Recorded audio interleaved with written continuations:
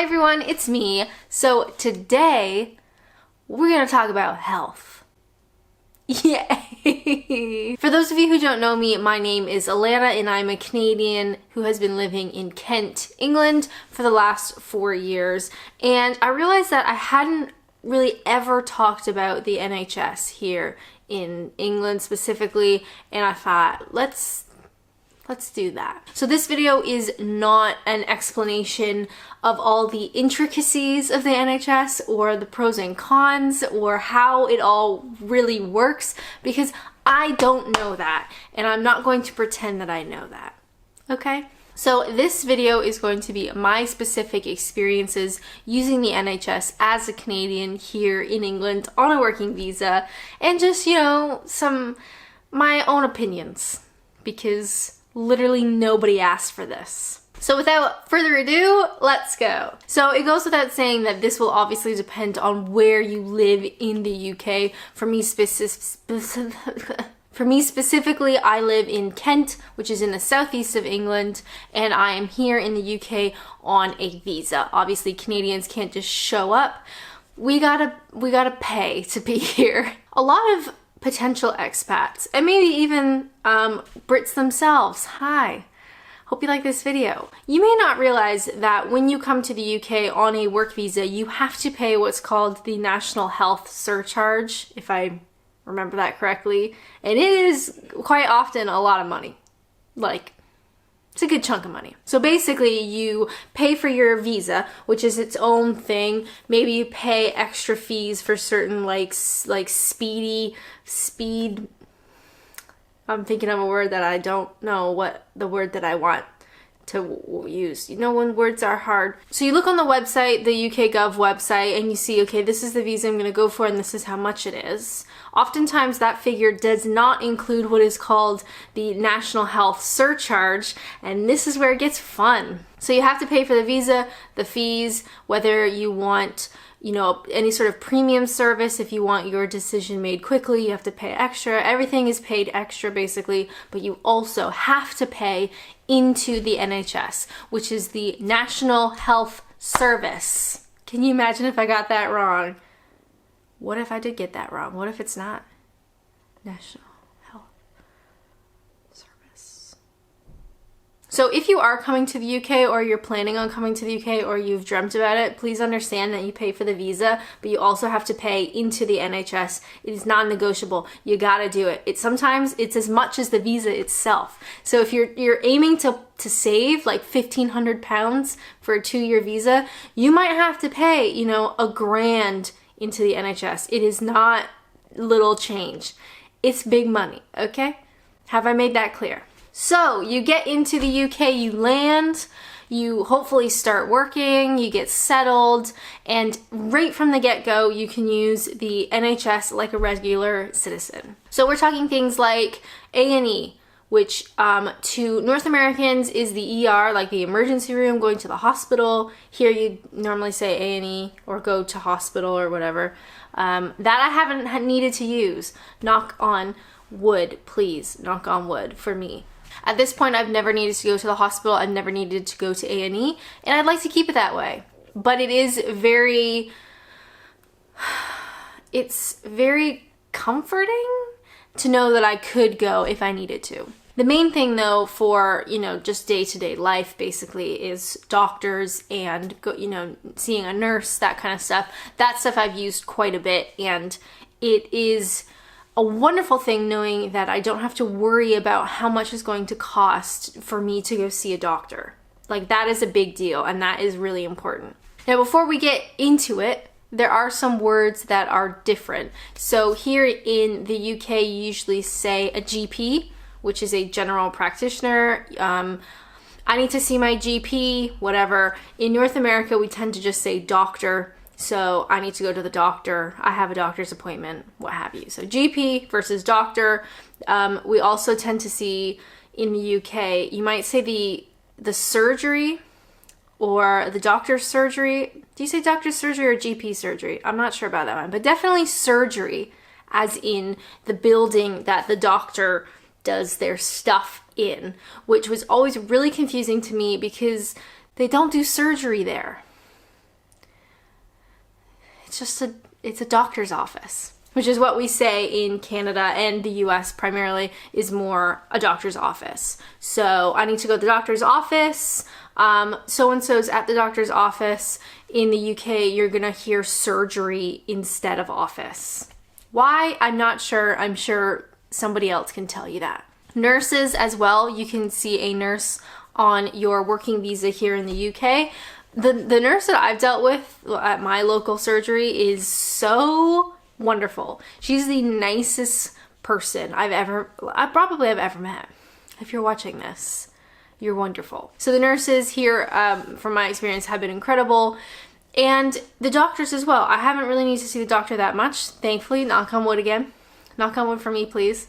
So it's really just sort of the basic healthcare stuff that I've needed, but I've always had a fairly good experience with getting it. So another thing to keep in mind would be prescriptions. So as a foreigner, I can get prescriptions here in the UK just like anybody else. So I don't fully understand how this works, and I'm sure there are people in the comments that can shine a light on it. But from my very limited understanding is there are different tiers for prescriptions. So a bunch of prescriptions, say like in the lower tier, mid-tier, high tier, will depend on how much you pay. So I have a particular prescription that I get refilled, I don't know, every couple months, and it is in the £9 tier, which I think is quite low. So every time I get that refilled, it is £9. It's in that tier. I hope I'm saying that properly, if that makes sense. But realistically, £9 is nothing. I can pay £9. It's also important to note that birth control pills are free here in the UK. So as a foreigner, you can go, I think you see the doctor first, but you might get passed off onto the nurse, and they can provide you with free birth control pills, which, what a fabulous service. Now, a hot topic when you talk about the NHS is waiting times. Yay! So again, this is going to depend where in the UK you are. Are you in a small village? Are you in a big city? What time of year are you going? It can really, really fluctuate. I do know a lot of people, Brits exclusively, who have gone to A&E for something and they've been there, you know, for 8 hours waiting to be seen. That sucks. That's a reality that happens to a lot of us. I don't think that's unique to the UK. Many countries do the same thing. It sucks, but it is something to keep in mind. However, I've never needed to go to A&E. Knock on wood. Knock on wood. Never been to A&E, but I have had to call my doctor's office or the surgery, whatever, to make appointments.